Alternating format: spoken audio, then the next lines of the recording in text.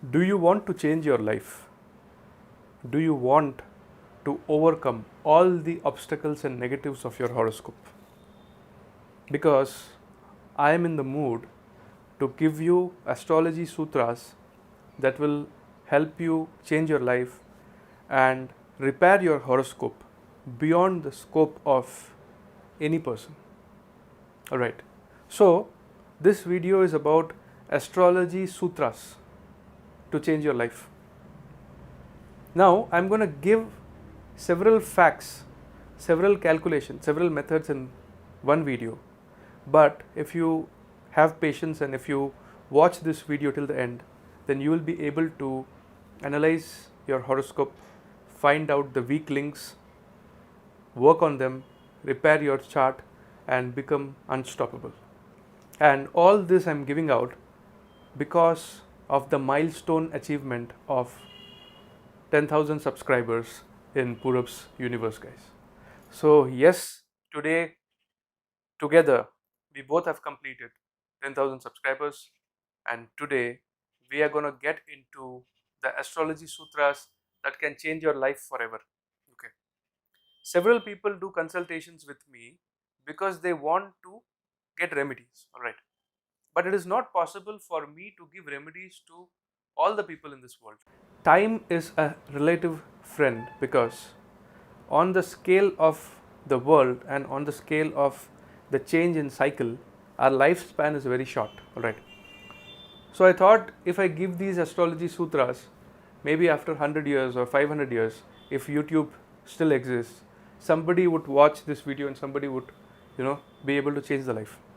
So if you want to know about the secret about how to change your life for the better forever, then first you have to subscribe to Purab's Universe, guys, because only if you subscribe to Purab's Universe, you will get access to such different content. And after watching this video in its entirety, if you have liked this video, hit the like button. If you have disliked this video, hit the dislike button, but show me your genuine reaction. So hey guys, what's up? I hope you guys are doing great and I welcome you back to Purab's Universe, guys. And if you're again wondering, what is an astrologer doing wearing a sunglass and making videos? Well, I have a certain issue in my eyes called polar cataract, and because of that, bright light affects me and gives me headache. That's why I wear it, and it also works as an edge, as a style statement, because I don't think anybody else does it. All right. Okay. So, astrology sutras that can change your life. First, let's look at this horoscope. I hope this board is clearly visible. This is the chart of an Aries ascendant. Mercury is in the ascendant. Sun is in the second house in the sign of Taurus. Moon, Venus, Ketu is in the third house in the sign of Gemini. Mars and Jupiter are in the fourth house in the sign of Cancer. Mars is debilitated, Jupiter is exalted. Alright. Fifth house, sixth house, seventh house, no planets. Eighth house, no planets. Ninth house, Rahu in Sagittarius. And 10th house, Saturn in Capricorn, alright. And this is supposedly a retrograde Saturn, alright. So when you look at this chart, there is a conventional way of predicting, and there is a second method where you get into the depth of things and you actually work on the weak elements of your horoscope, alright. So for this Aries ascendant chart, we can see that Mercury is the sixth lord and it is also the third lord, and it is placed in the ascendant, so it is the most negative planet that can impact this person, alright. After Mercury, if you have to look at the negative planets, then Ketu is debilitated in Gemini, Rahu is debilitated in Sagittarius, and Ketu is conjunct with benefics Moon and Venus, and it is afflicting them, and Rahu is placed in the house of Bhagya, fortune, and it is afflicting the fortune, alright. Now, the fundamental approach would be that if you look, the Lagna Lord is also debilitated, alright, in the sign of Cancer. But there is a Neech Bhang happening, that is, Jupiter is cancelling its debility. Neech Bhang, I hope you understand. Neech Bhang means whenever a planet gets debilitated and the debilitation is cancelled, then it becomes a Neech Bhang, that is cancellation of debility. But because it is happening in a Kendra, that is 1, 4, 7, 10 are quadrants, that is Kendra houses, and when it is happening in the Kendra, it is called a Neech Bhang Rajyog, alright. So, the first point is that this person has to work on Mercury, Ketu, Rahu and Mars, because these are a little bit weak, right, in the chart. Now you have to look at the position of the Mars, which is the ascendant lord also and the 8th lord also, and there is a saying in astrology that the ascendant lord is free from the curse of the 8th house, but it doesn't happen in that way. If you choose to wear the gemstone of Mars, or if you choose to activate Mars through yantra, you're going to activate the 1st house also and 8th house also, so transformations are also going to come. All right, so first you have to see the internal strength of Mars. You have to look at the position of Mars in the D9 chart. Now it's not possible for me to draw the D9 chart because of the space constraint. So in the D9 chart, Mars is debilitated in the 8th house in the sign of Cancer. So Mars is again getting weak, and it's called a Neech Vargottam planet. Alright. Now point number 1, identify which are the weak planets in the D9, and if they do not rule the 6th house, 8th house or 12th house, or inimical to ascendant lord, empower them with mantras. Alright. So the Navamsha of this person is Saggy ascendant. Alright.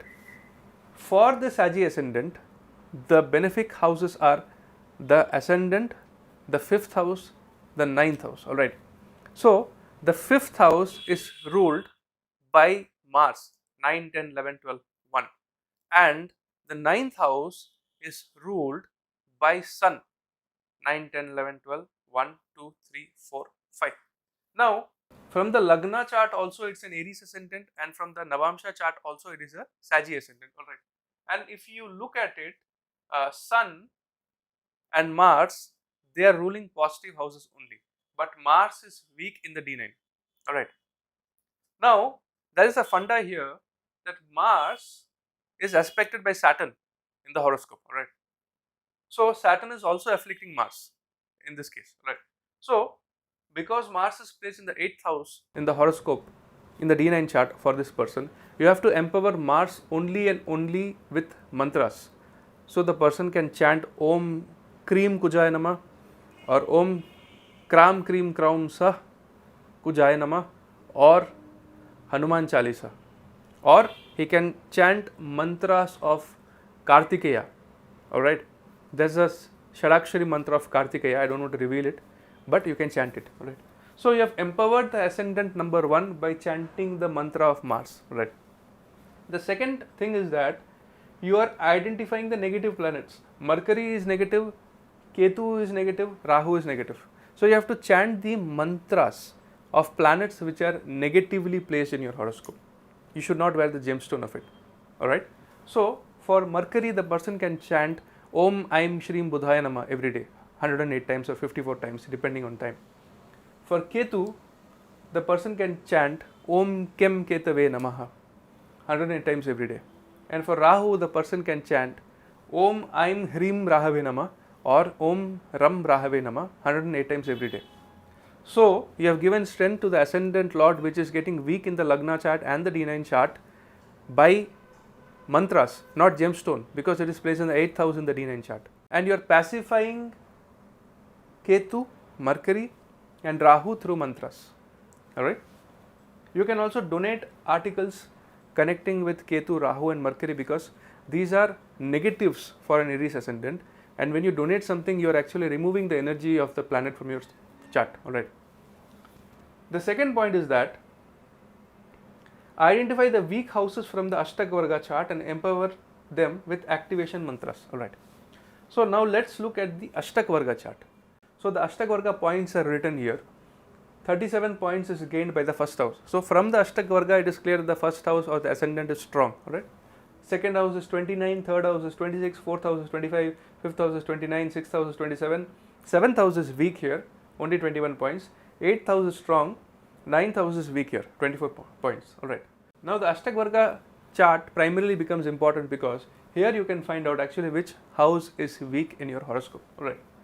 Now here the 7th house is weak, the 9th house is weak primarily. Alright. And the 4th house is weak because the score is less than 25.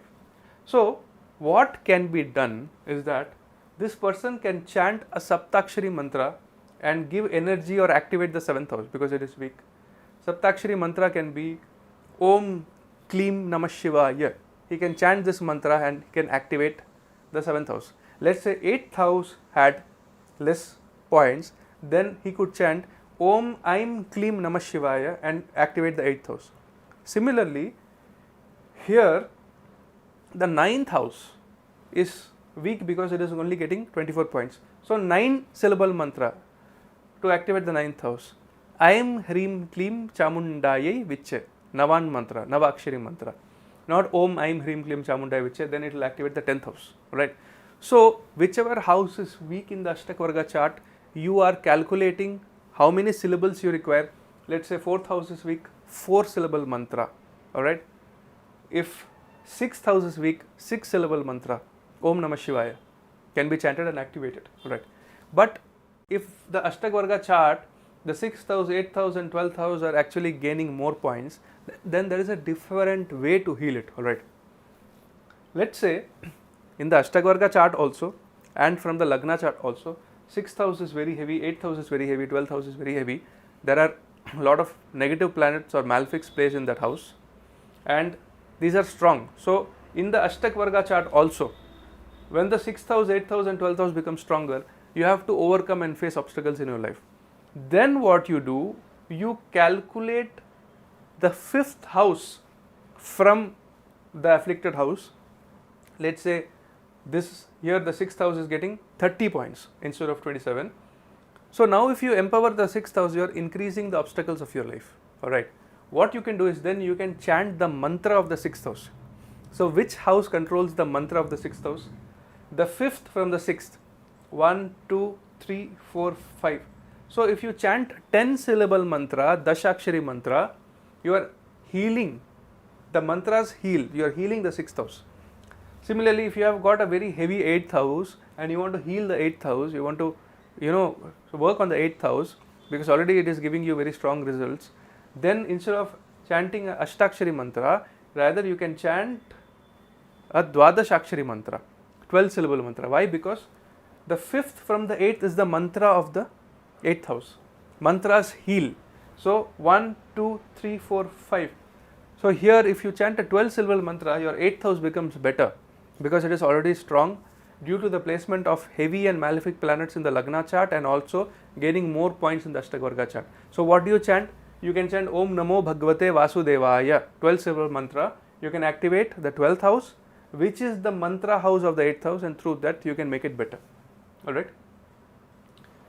The next point is that identify the most positive planet through previous Mahadasha, and if it is friendly to the Lagna Lord and the Mahadasha Lord, the angle is okay. I'll explain about it. Then you can wear its gemstone. Okay. So here if you look at this horoscope, which is the most benefic planet? The most benefic planet becomes Jupiter. Why? Because Jupiter is the lord of the 9th house, the most auspicious house in the horoscope, and it is exalted in a Kendra. So the Trikona lord is getting exalted in a Kendra, so it is creating a Lakshmi yoga. Now Jupiter is the most auspicious planet in this horoscope because it is the 9th lord getting exalted in the 4th house in Kendra. Alright. Just because Jupiter is exalted in the Kendra does not mean that Jupiter is completely auspicious. You have to open your horoscope and see previous Mahadashas. If Jupiter, during Jupiter Mahadasha or during Moon Mahadasha Jupiter Antardasha or during Saturn Mahadasha Jupiter Antardasha, you had a comparatively and relatively good time. And if you had a good time, that means Jupiter is giving good results in your horoscope. Then you have to look at the angle of Jupiter from the Mahadasha Lord. So if the Jupiter is placed, let's say 8th from a particular planet, Rahu Mahadasha is going on and Jupiter is placed in the 8th house from Rahu, then you should not wear its gemstone. It has to be either in the 2nd house from the Mahadasha Lord. Let's say here Saturn Mahadasha has started, Jupiter is in the 7th house, which is a Kendra from the Mahadasha Lord. So if you wear the gemstone of Jupiter, it's not going to harm you. But let's say Rahu Mahadasha is activating and it is in the 8th house from the Mahadasha Lord, then if you wear yellow sapphire, it's going to increase the transformations in your life. Alright. So you have to look at two things. Number one, identify the most benefic planet in your horoscope, cross verify it through previous Mahadashas, that is in the previous Mahadasha or Antardasha of that particular planet. Was I having a good time in my life or a bad time in my life? Now you have found that okay, this planet gave me good results. Then check which is the angle that the planet is placed from your Mahadasha Lord. Is it placed in the second house? It will give you wealth. It is placed in the third house from the Mahadasha Lord. It will increase the efforts. If it is in the fourth house, it will give you peace, comforts and properties. If it is placed in the fifth house, it can bless you with creativity. It can bless you with luck and speculative, power. If it is placed in the sixth house, then it can increase your debts, diseases, enemies and troubles. If it is in the seventh house, it can give a promise of marriage during Saturn Mahadasha, Jupiter Antardasha. So, looking at the angle of the planet, you can identify if this planet is going to give you an auspicious or inauspicious result during its Dasha Antardasha. Then wear its gemstone. Wear a yellow sapphire during Saturn Mahadasha. Doesn't matter whatever people tell you. It's going to work. It's going to give you miraculous results. It's going to increase your business, guys, because it is 7th from Saturn. The next thing is that this is a very secret technique I'm giving out, because you have been with me since day one and we have completed 10,000 subscribers. Look at the score of the first house of the Ashtakvarga chart and the scores of the 6th house, 8th house and 12th house of the Ashtakvarga chart. 6th house is obstacles, diseases, enemies, quarrels, court cases and fights. 8th house is accidents, transformation, sudden losses, secret hidden diseases. That's the 8th house. 12th house is unnecessary and unforeseen expenses, losses and getting lost. Moksha. Moksha is when you lose everything, lose interest in everything. That's the 12th house. Alright. Vyabhav. So, if the score of the first house of the Ashtakvarga chart is more than the score of the 6th house of the Ashtakvarga chart, the 8th house of the Ashtakvarga chart and the 12th house of the Ashtakvarga chart, that means in this life, whenever you are facing disease, quarrels, dispute, you will overcome them because your Lagna is stronger. When the 8th house is less and the first house is stronger than the 8th house in the Ashtakvarga chart, you are going to overcome your secret enemies, you are going to overcome sudden losses. Even if you have accidents, you will recover from them because the first house is stronger than the 8th house. The malefic house is not able to become strong. And if the 12th house is weaker than the first house, that is, the 12th house has less score and the first house has stronger score, that means whatever unnecessary expenses and losses come in your life, you will be able to recover it with your self efforts, because it becomes the house of self efforts, the first house, right? This is the secret funda. Now, if a particular planet has more score in the Ashtakvarga chart in the 6th house than the Lagna Lord, then diseases will affect you and it will try to overpower you. If the 8th house has more score than the first house, then you have to face accidents and transformation, and at times it can become difficult to overcome them, right? Similarly, 12th house, you will have expenses in your life which will become more than, you may have to face a lot of problems, right? So these are the sutras that I am giving out. Astrology is a very beautiful concept, and if you go at its depth, you can find out and frame one system after the other, one method after the other. You just have to understand the core concepts, and if your science is good, you can build technologies on it. So that's it for today, guys. I hope this video enlightened you. Thank you for being with me till 10,000 subscribers, and I want you to be with me till 100 million subscribers. So that's it for today. This is Purab signing off. Adios. Jai Hind. Jai Bharat. Take care.